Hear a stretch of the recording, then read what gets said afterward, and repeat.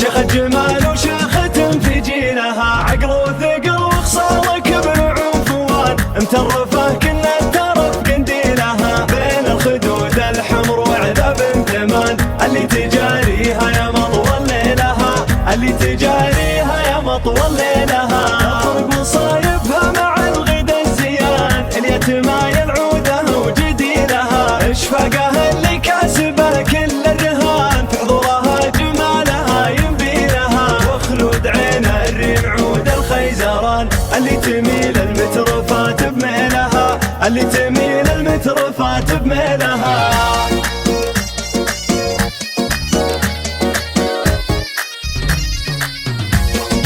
جمالها نوع من السحر البيان، واللي تماري حسنها عزيلها، بنت الرزين اللي لها قدر وشان، مضي عظيمه والحياة خليلها، بنات خالد قرم جرى الزمان، متن خلق للكايدات وشيلها، متن خلق للكايدات وشيلها، بعد ومصولة من الوقت شان، في المقف الغصاب تسرج خيلها، ربعه ومصولة من الوقت شان، في المقف الغصاب تسرج خيلها، في المقف الغصاب تسرج خيلها،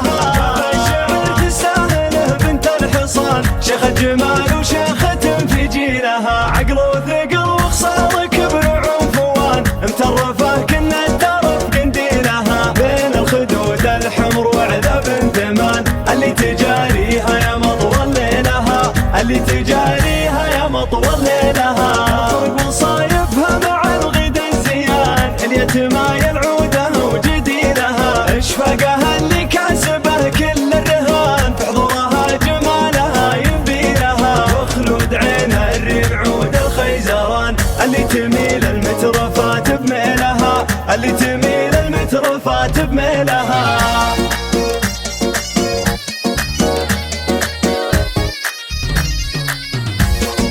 جمالها نوع من السحر البيان، واللي تماري حسنها عزيلها، بنت الرزين اللي لها قدر وشان، مضي عظيمه والحياة خليلها، بنات خالد قرم جرى الزمان، متن خلق للكايدات وشيلها، متن خلق للكايدات وشيلها، بعد ومصولة من الوقت شان، في المقف الغصاب تسرج خيلها، ربعه ومصولة من الوقت شان، في المقف الغصاب تسرج خيلها، في المقف